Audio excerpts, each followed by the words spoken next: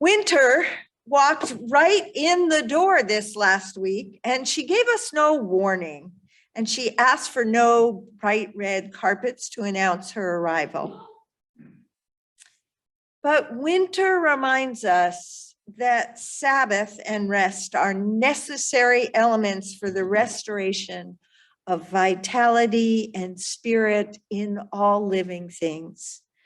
So on this day of Sabbath, for the tradition in which Unitarian Universalism comes from, as we rest our weary souls and spirits in the present of this community of faith, may we find some element, no matter how small, some little crumb to renew and restore our own vitality for the week ahead. I am Reverend Abigail Stockman, one of the two interim co-ministers here at First Parish Church, Unitarian Universalist Northborough. My colleague, Reverend Misty Dawn Shelley, and myself will both be participating this afternoon in the Transgender Day of Remembrance that will be taking place at 1 p.m. this afternoon at the First Parish Church, Unitarian Universalist of Stowe, Acton. The Zoom link, because it will also be on Zoom, is available on our website and on the website of First Parish Unitarian Universalist Stowe, Acton. And with that, I will ring our chime and Olga will prelude us into worship.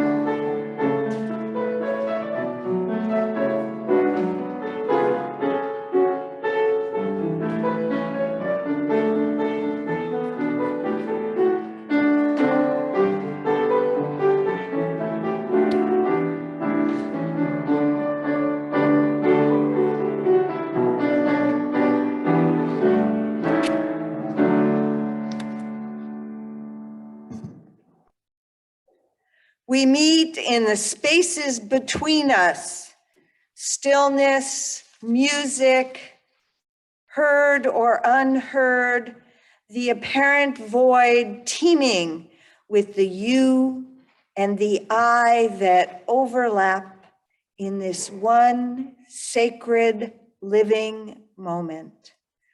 We meet in the spaces between us.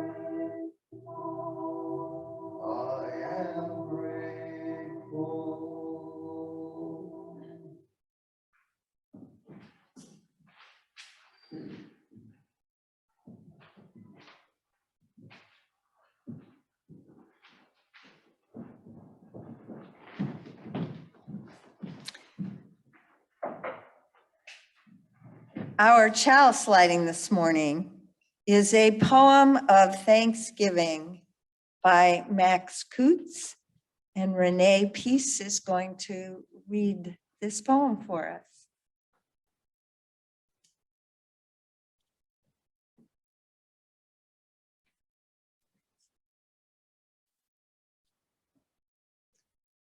Let us give thanks for a bounty of people, for children who are our second planting, and though they grow like weeds and the wind too soon blows them away, may they forgive our cultivation and fondly remember where their roots are.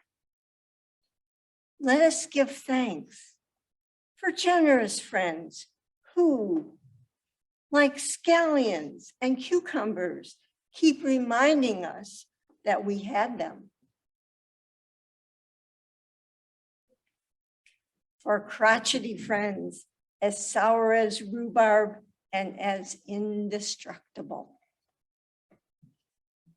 For handsome friends who are as gorgeous and as elegant as a row of corn, and the others as plain as potatoes and so good for you.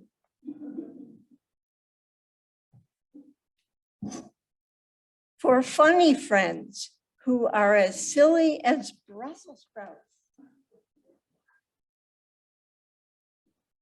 Bunch of funny friends.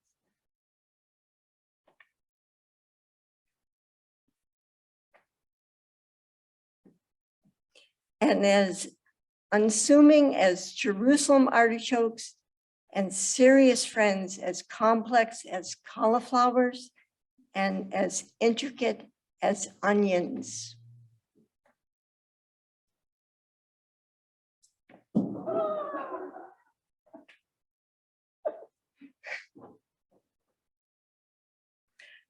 For friends as unpretentious as cabbages, as subtle as summer squash, as persistent as parsley, and as delightful as dill.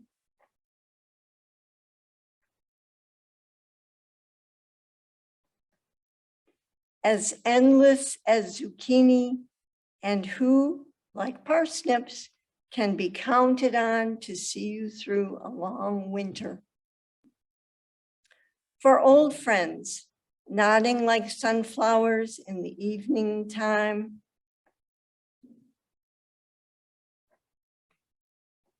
And young friends coming on fast as radishes.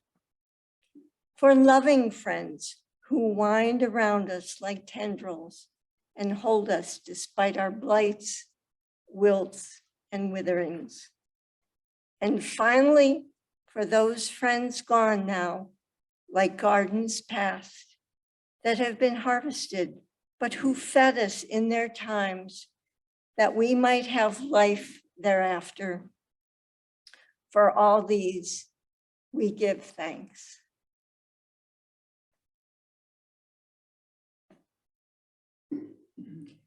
This is a light of thanks.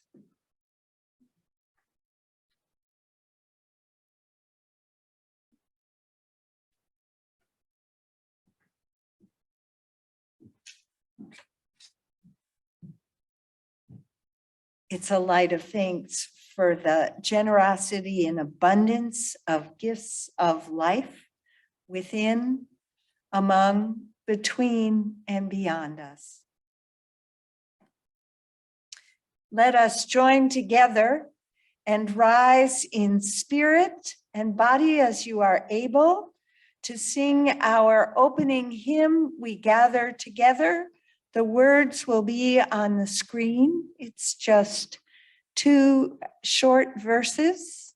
And let me say this, our Unitarian Universalist hymnal has created words that reflect our modern theology.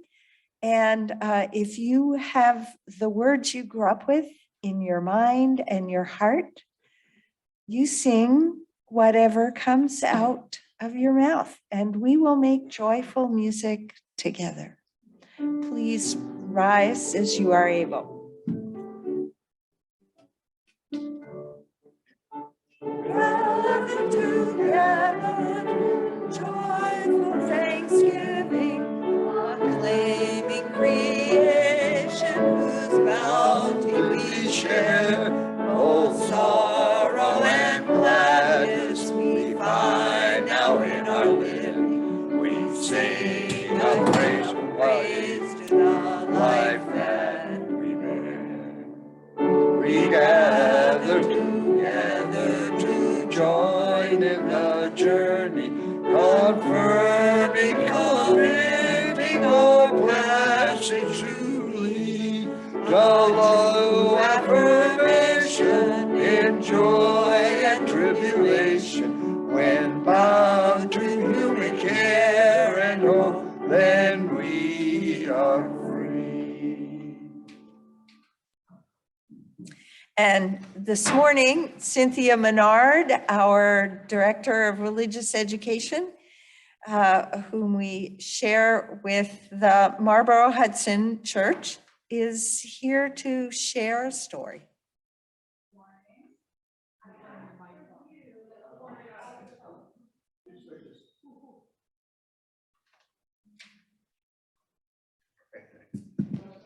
Better? Yes.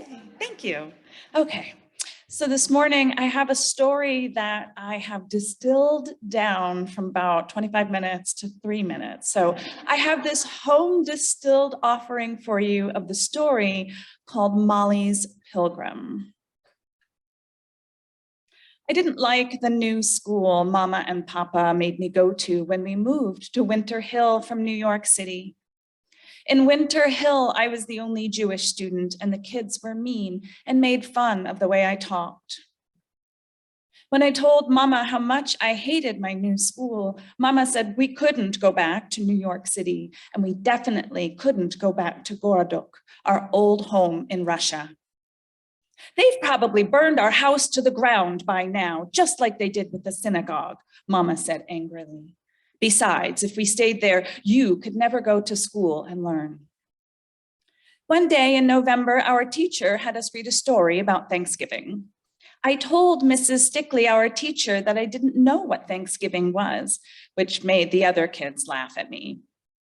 It turns out that the story was about pilgrims who came to North America across the ocean from Europe and had a feast called Thanksgiving to celebrate being in a place where they could be free. Our homework that night was to make pilgrim dolls out of a clothespin for a model of the pilgrim village in our classroom. When I told Mama about our project, she told me she would make my pilgrim doll while I did the rest of my homework. She worked on it all night, and the next morning, the pilgrim clothespin doll that Mama made for me was at my place at the table. But Mama, this doesn't look like the pictures of pilgrims that Mrs. Stickley showed us, I cried. And it didn't. It was carefully made with a long red skirt, a yellow top, a kerchief with flowers that covered flowing brown hair. It had tiny felt boots and a beautifully embroidered face. It looks like you in your picture as a little girl, I said. That's because it is, Mama said. But Mama, that is not what I am supposed to bring in. I am supposed to bring in a pilgrim doll. And what did you tell me last night about pilgrims, Mama said? That a pilgrim is someone who came across from the ocean to come here so that they could practice their own religion freely.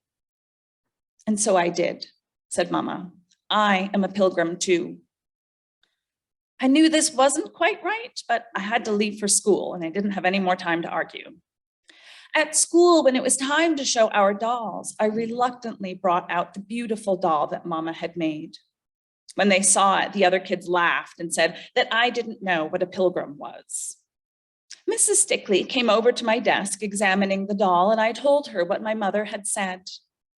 Your mother is right, said Mrs. Stickley. She is a pilgrim, a modern pilgrim, and this doll she made is absolutely beautiful. Mrs. Stickley turned to the class. Class, do you know where the pilgrims got the idea for a Thanksgiving dinner?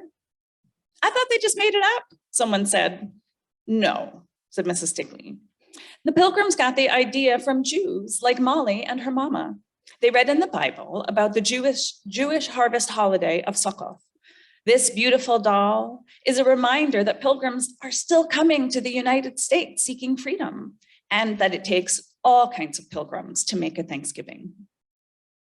Thank you.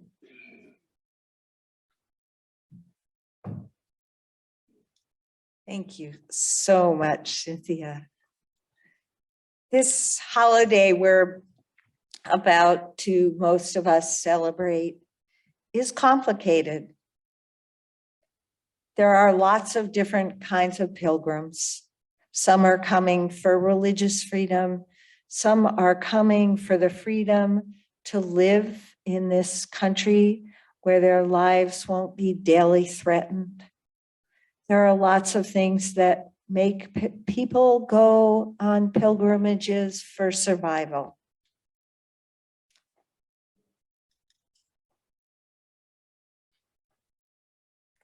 These days, Thanksgiving is complicated. I say these days. For those of us white folks raised from our youngest years to believe, as Molly's classmates did, that there's only one truth, one story to our Thanksgiving celebration. In my own family of Jewish ancestry, it was the big holiday celebration because we too believed it was the myth about a truly peaceful harvest celebration that was non-religious. And though my own family rushed and desperately rushed to assimilate into the US culture, one generation away from being immigrants, and wouldn't have seen this as a celebration of religious freedom, still they felt included. If in my white suburban neighborhood in New York, there were any folks of indigenous identity, it was probably a family secret, not to be shared too publicly in the 1950s America. Now, some 70 years later, we as a country are developing an understanding of how the arrival of white people from Europe, especially the Puritan Christians who came here to New England, to what we now call Massachusetts, only to seek their own religious freedom by establishing Christian communities that conformed with their beliefs and practices. Only. They were not interested in the Baptists down the road or the Quakers. If that first Thanksgiving feast, the iconic feast we post to as the first Thanksgiving, if it took place in 1620, 45 years later, the Euro-Puritan white settlers had already broken their treaty and goodwill words to the local indigenous Wampanoag people. The Wampanoag Nation and the other nations around Massachusetts, the Massachusetts tribe and others. And they were at a loss other than to go to war after repeated tries to negotiate, to restore right relationship with the Puritans, between the Puritans and themselves. There is on the wall here an acknowledgement by this congregation about this land and the role of the ancestors of this faith community in taking that land. Please, after service, take a moment to go over there and read about it. What happened was that the colonizers, the Puritans, began to exercise power over the Wampanoag and the other indigenous nations.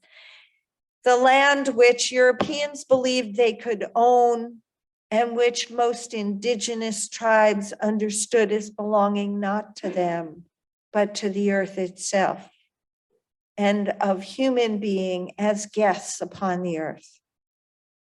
This exercise of power over, called colonialism, affected all of the indigenous tribes, not only here, but in all parts of this continent.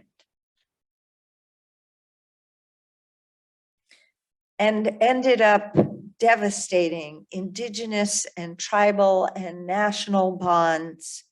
People were left traumatized and broken. Thanksgiving was actually only declared a national holiday in 1870, about 7 years after President Abraham Lincoln began calling for a national holiday of Thanksgiving as a way, in 1863, as a way to bring together a nation involved in a bloody civil war. So the celebration of Thanksgiving is only about 150 years old. The event took place 400 years ago. It's now 402 years since that first Thanksgiving, and we're beginning to understand how this is not a common day of celebration and thanks for all citizens living on the soil of the United States. For individuals, families, communities whose identity is with the truly indigenous Americans on this soil, Thanksgiving, the arrival of the Euro settlers all over this hemisphere, is not a day of celebration, but a day of mourning, a time of recognizing loss. We who do not have indigeneity as part of our identity or heritage have an opportunity to include in our day of harvest thanks, prayers of forgiveness to those whose land our ancestors stole or conned away from people who had a very different understanding and relationship with the earth and its bounty.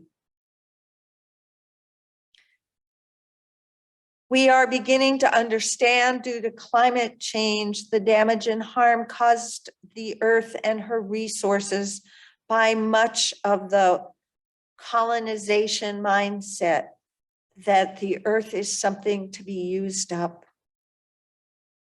We have an opportunity to restore right relationship with the ancestors of those whose land, life, well-being, independence, personhood, and culture were so forcibly taken from them for the purpose of greed. Land acknowledgements made in the context of actual human relationships between individuals are one way to begin restoring right relations, healing the harm between people who have benefited from being descendants, literally or culturally, of the colonizers with those whose ancestors were colonized and who continue to be colonized in ever increasingly and insidious ways in our cultural systems. This morning, Les Lambert is going to share with us the draft of a land acknowledgement written by Larry Spotted Crow Mann for the Bunker Hill Community College.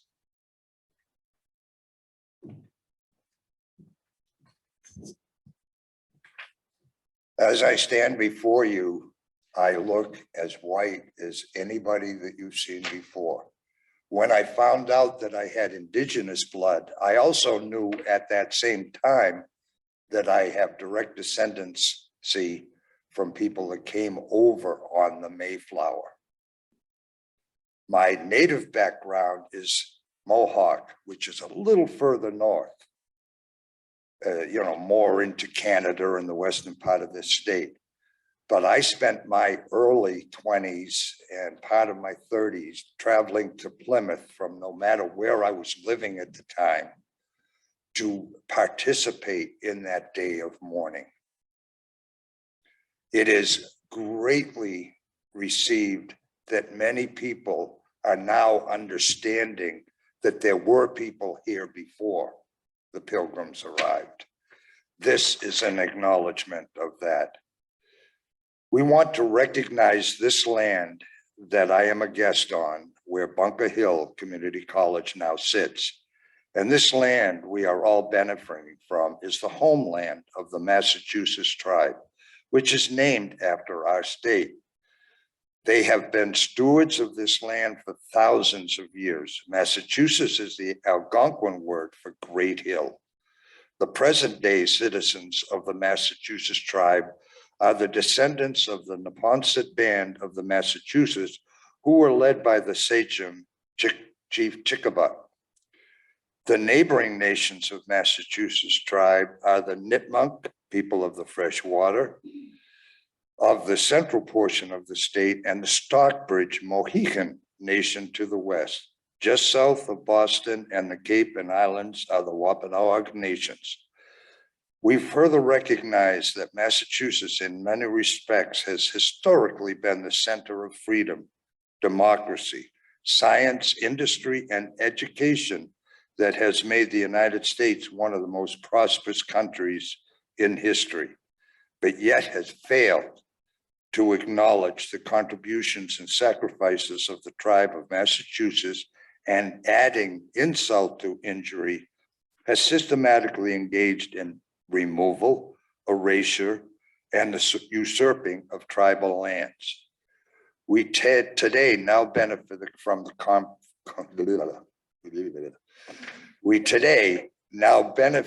the confiscation of native lands and colonial expansion, underscored by a Eurocentric narrative that has attempted to obliterate an entire people's history and culture that has spanned for millennia.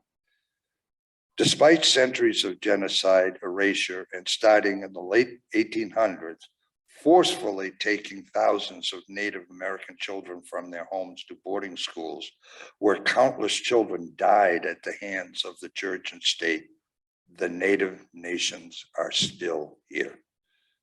With this in mind, and from this day forward, we, the faculty and students and the staff of Bunker Hill Community College, are called to action to show recognition, respect, and honor for the tribes of Massachusetts by taking intentional and meaningful action steps.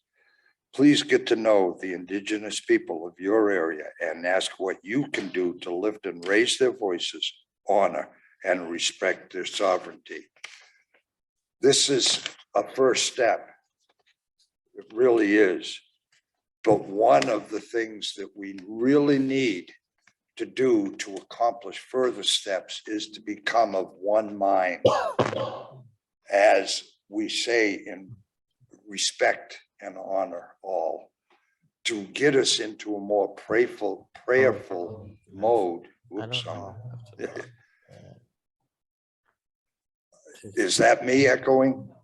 Okay. I will take and play a moment of my Native American flute, and those of you who know me know that this is an instrument of prayer to help get us to get within the peace in our own heart.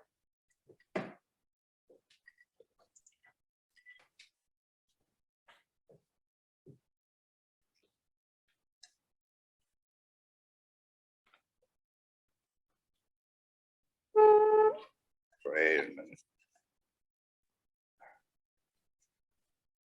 Subtle like your Xerox machine. It's a little temperamental this morning. The coldness has made it a little slipperier.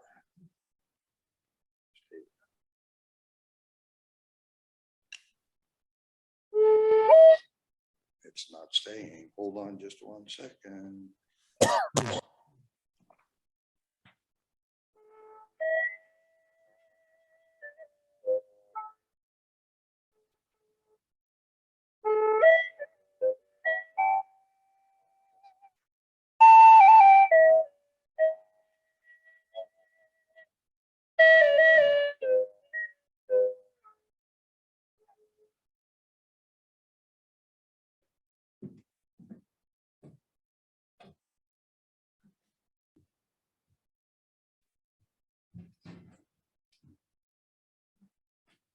Thank you, Les, for reading that land acknowledgement drafted by Larry Spotted Crow Man.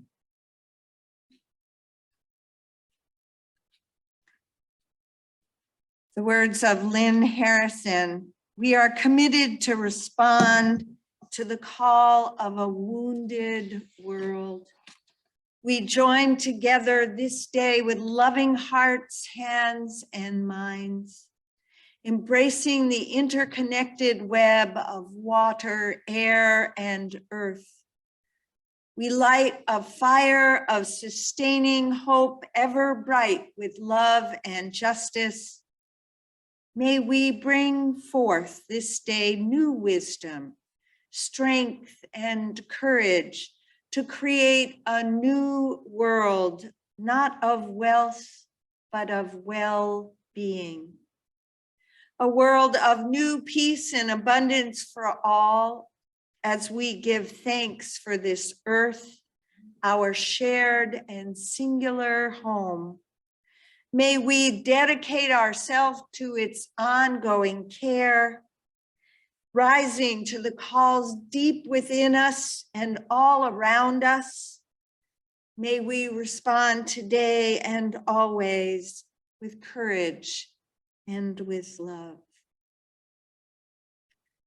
We continue our time of prayer and deepening with the sharing of joys and concerns, a beloved ritual of connection observed in many Unitarian Universalist faith communities. Please remain seated while we sing Draw the Circle.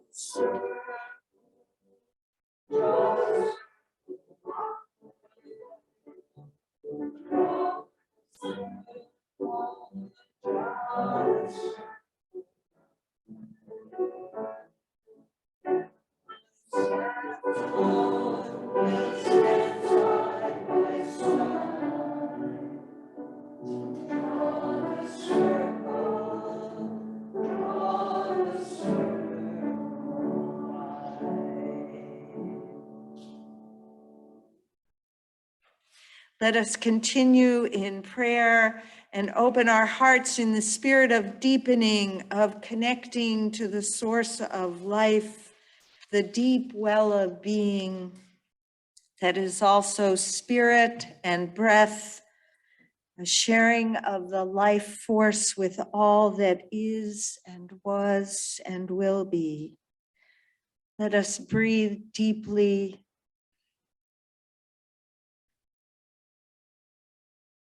that we may give the cells in our body a little extra Sabbath burst. Let us touch the depths of our own yearnings and soul-filling needs for silence, for connection, for community, for peace, for the well-being of all life, for the inevitable roads of birth and death and their accompanying pains,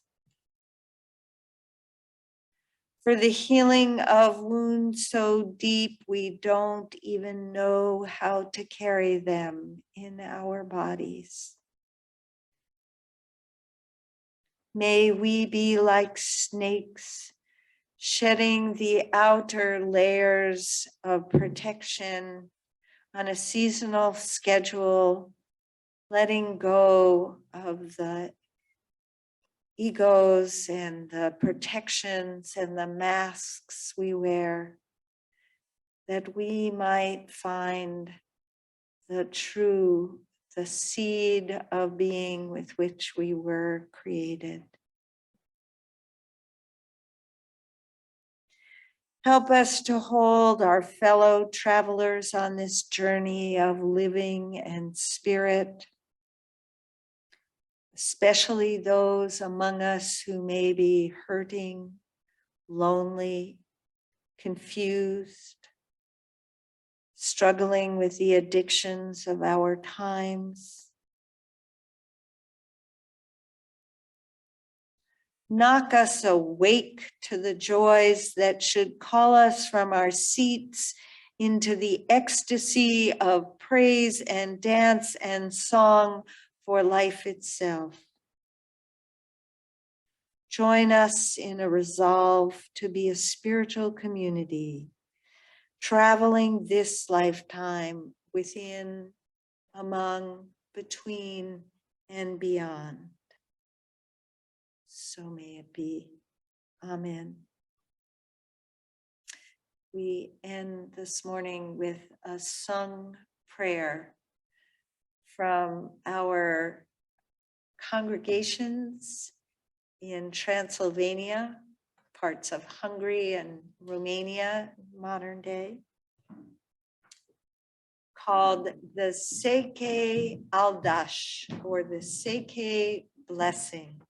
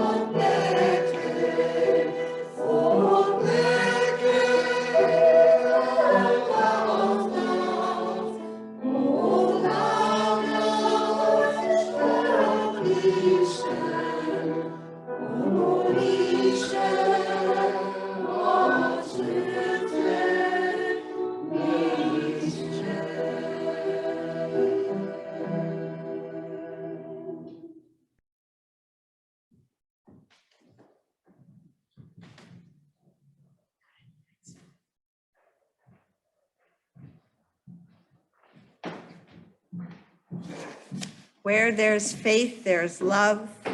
Where there's love, there's peace. Where there's peace, there's blessing. Where there's blessing, there's God.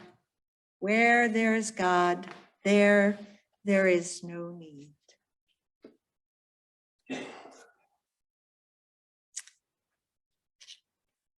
And this is where I've changed the order of service a lot.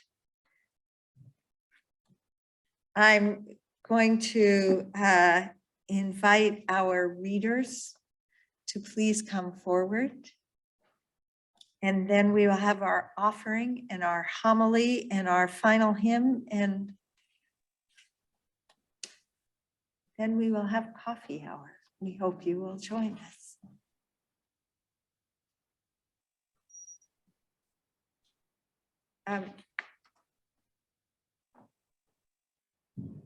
We have 3 readers in the sanctuary this morning and 1 reader online. If all goes according to plan.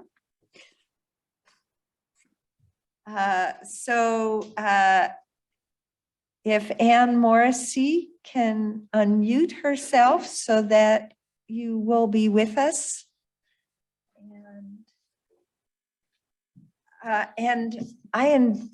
This is a little bit of an experiment this morning.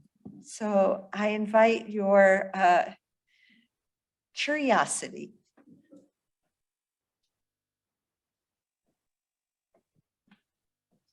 Good morning, I'm Alan Brooks. First reading, John 6, 1 to 13. A large crowd kept following him because they saw the signs that he was doing for the sick.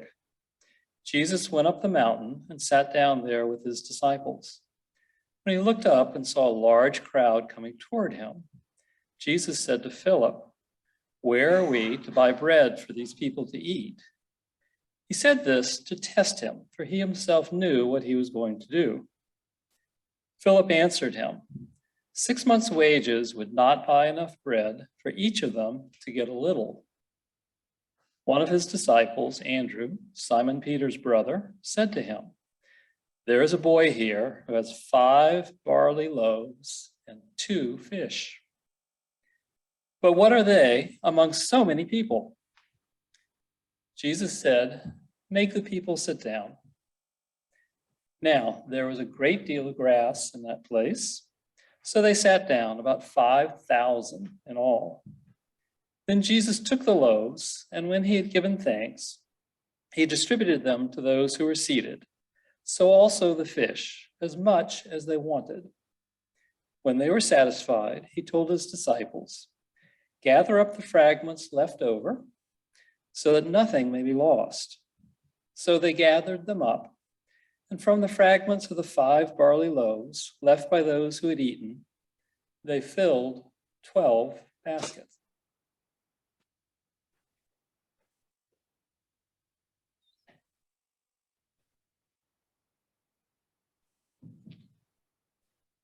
Luke chapter 9, verse 10 through 17. On their return, the apostles told Jesus all they'd done. He took them with him and withdrew privately to a city called Bethsaida. When the crowds found out about it, they followed him, and he welcomed them and spoke to them about the kingdom of God and healed those who needed to be cured.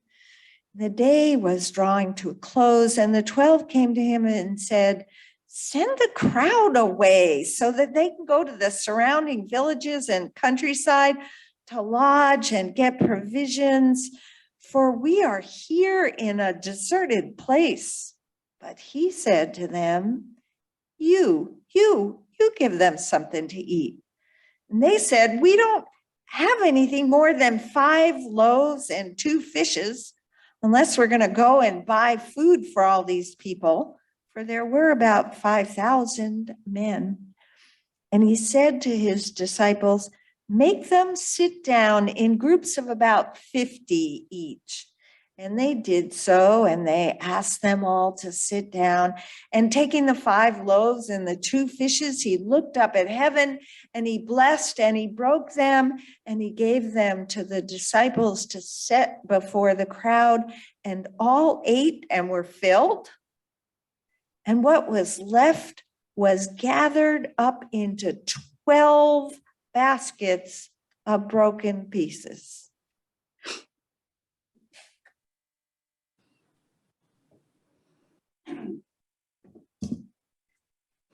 Hi, I'm Linda Sherman. I'm reading from Mark chapter 6, verse 30 through 44. The apostles gathered around Jesus and told him all that they had done and taught. He said to them, "Come away to a deserted place all by yourself and rest for a while." For many were coming and going, and they had no leisure even to eat. And they went away in a boat to a deserted place by themselves.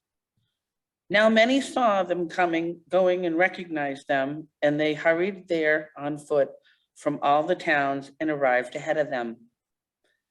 As he went ashore, he saw a great crowd, and he had compassion for them, because they were like sheep without a shepherd, and he began to teach them many things. When it grew late, his disciples came to him and said, "This is a deserted place, and the hour is now very late. Send them away so that they may go into the surrounding country and villages and may buy something for themselves to eat." But he answered them, "You give them something to eat." They said to him, Are we to go and buy 200 denarii worth of bread and give it to them to eat? And he said to them, how many loaves have you? Go and see.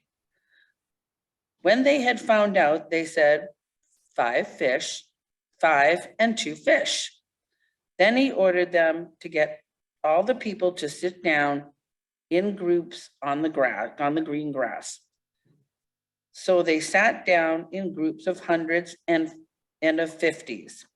Taking the 5 loaves and 2 fish, he looked up to the heavens and blessed and broke the loaves and gave them to his disciples to set before the people. And he divided the 2 fish among them all. And all ate and were filled. And they took up the 12 baskets full of broken pieces and of the fish. Those who had eaten the loaves numbered 5,000 men.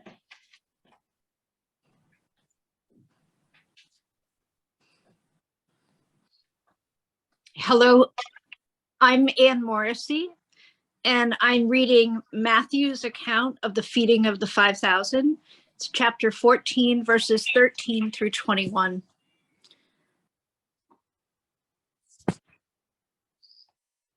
Now, when Jesus heard this, he withdrew from there in a boat to a deserted place by himself. But when the crowds heard it, they followed him on foot from the towns.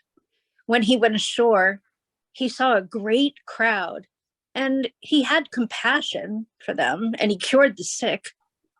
When it was evening, the disciples came to him and said, "This is a deserted place, and the hour is now late. Send the crowds away so that they may go into the villages and buy food for themselves." But Jesus said to them, "They need not go away. You give them something to eat." They replied, "We have nothing here but 5 loaves and 2 fish." And Jesus said, "Bring them here to me." Then he ordered the crowds to sit down on the grass. Taking those 5 loaves and the 2 fish, he looked up to heaven and blessed and broke the loaves and gave them to the disciples, and the disciples gave them to the crowds. And all ate and were filled. And they took up what was left over of the broken pieces, 12 baskets full. And those who ate were about 5,000 men, besides women and children.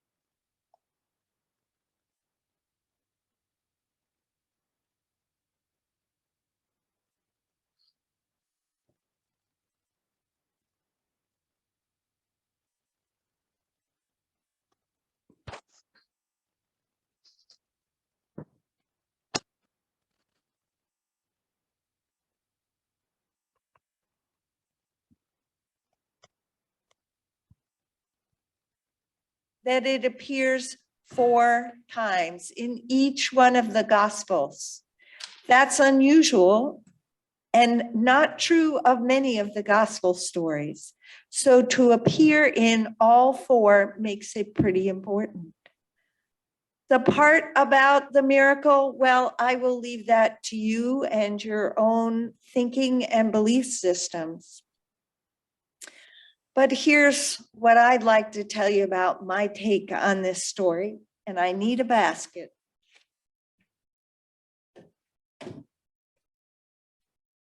Or I need more than one. Well, the committee met and offered their thoughts and concerns.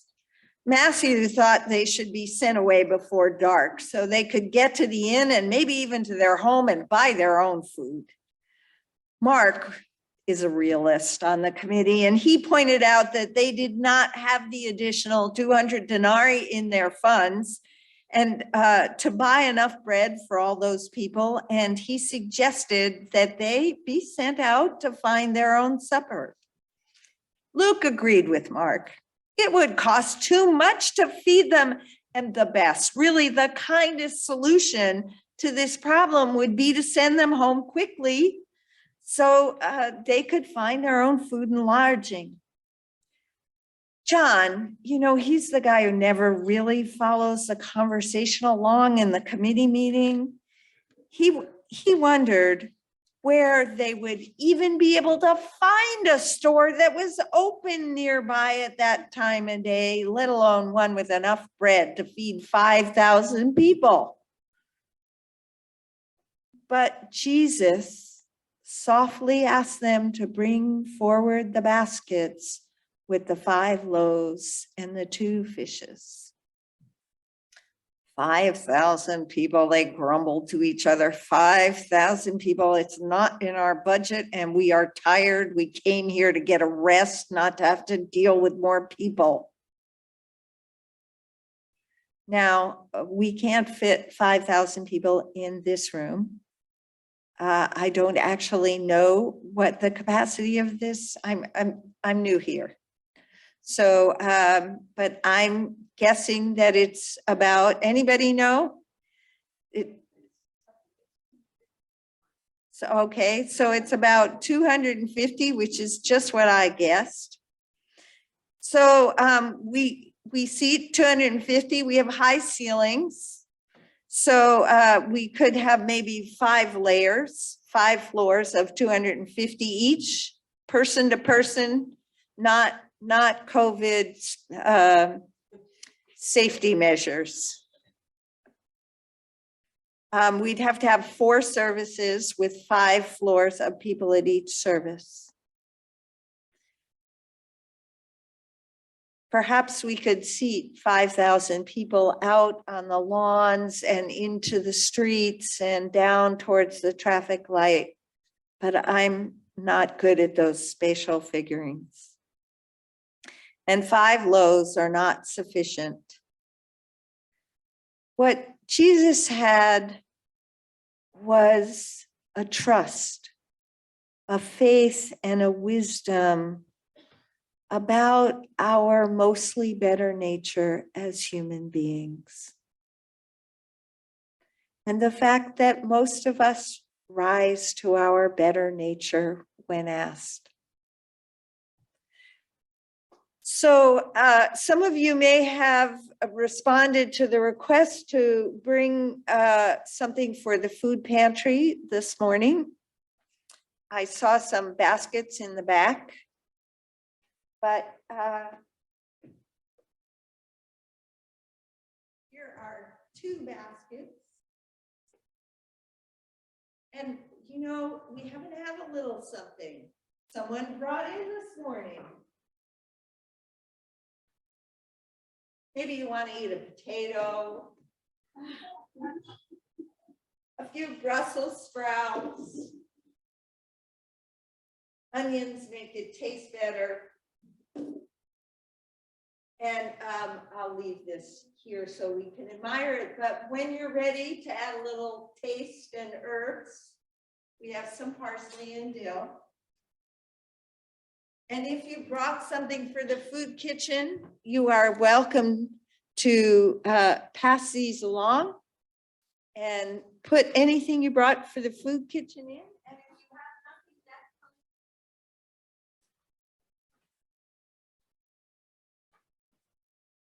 nothing, and just please be mindful of those who are masked and those who are not.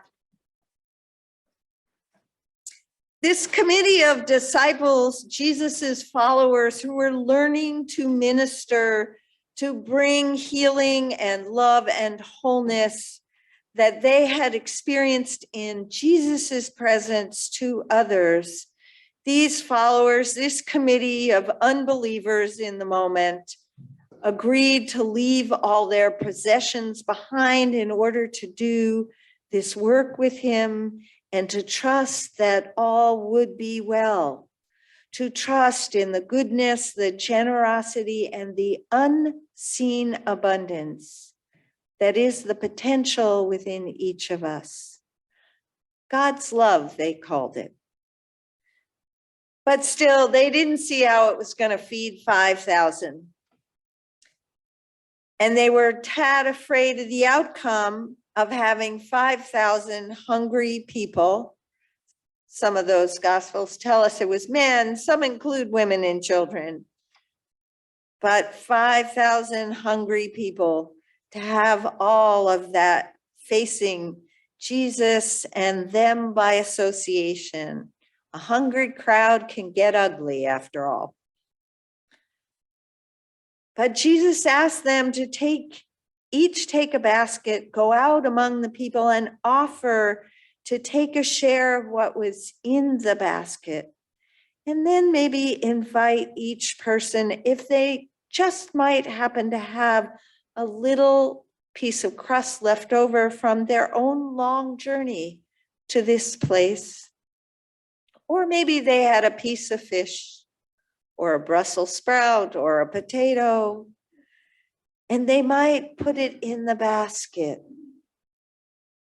These good folks had come long distances to be fed spiritually, to hear words of wisdom, to be in the presence of one who radiated love and well-being and soak it up like a bright noonday sun shining off the snow.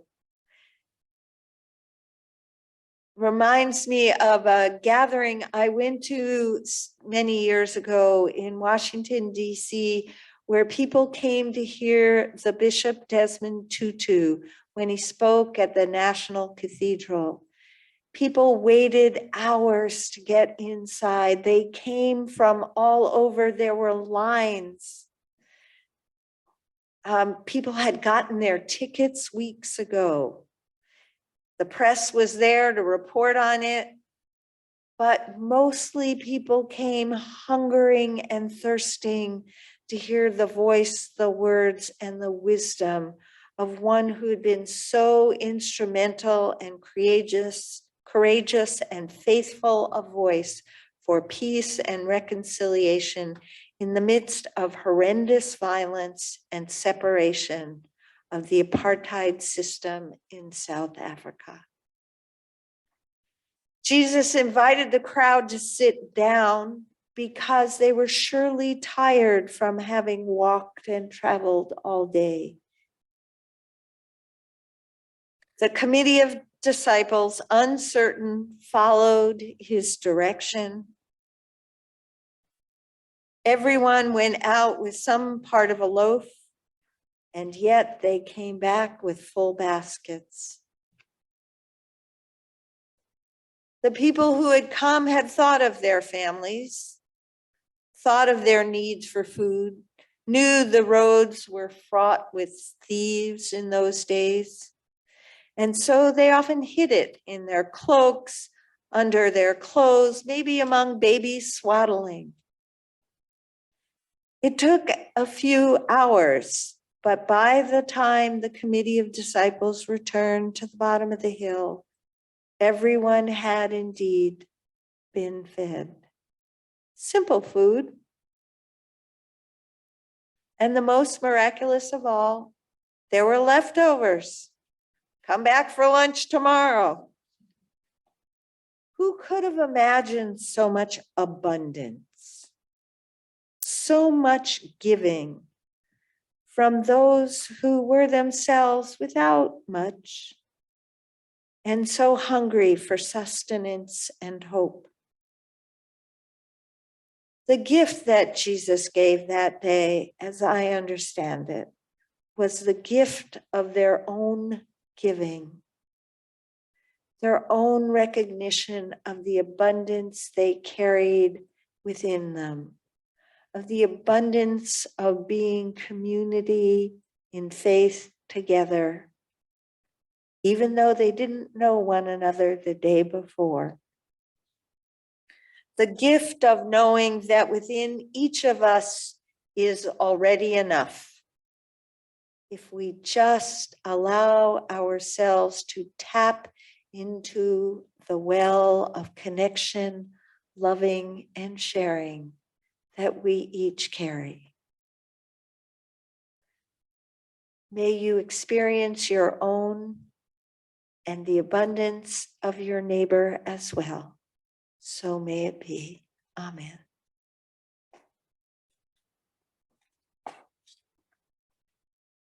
And speaking of abundance,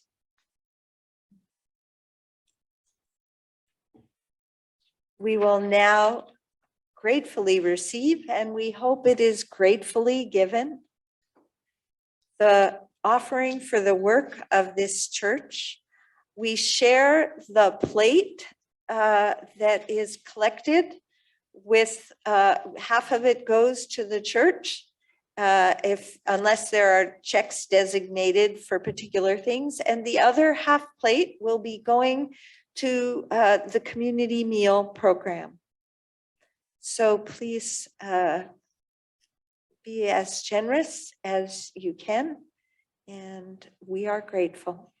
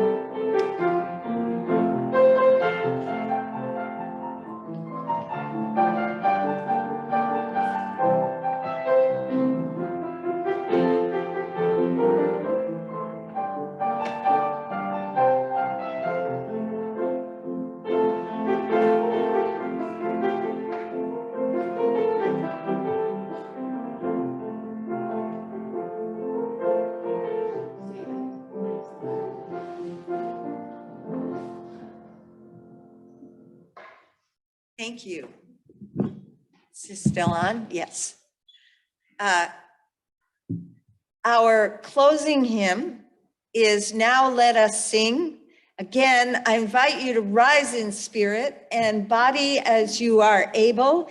It is number 368 in this gray hymnal.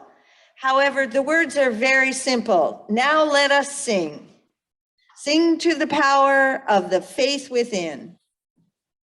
Sing to the power of the faith within. Lift up your voice, be not afraid. Sing to the power of the faith within. Then we have hope within, love within, joy within. Dancing is allowed. Just once again, please be mindful of those who choose to have their masks on. And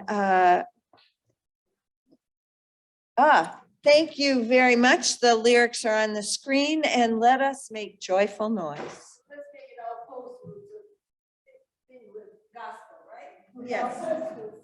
Yeah.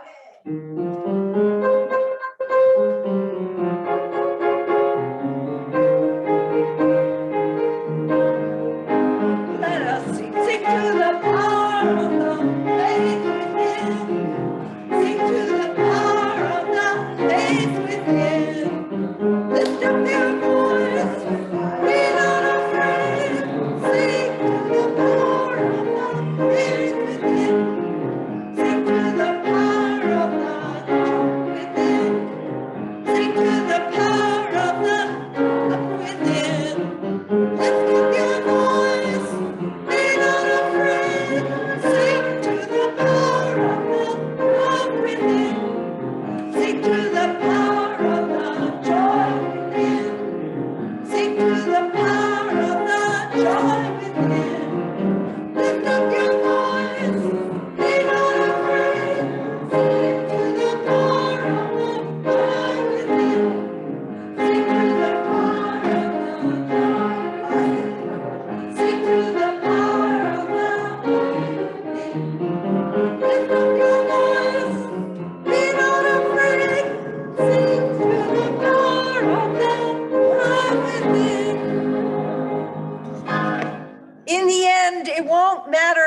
much we have, but how generously we have given.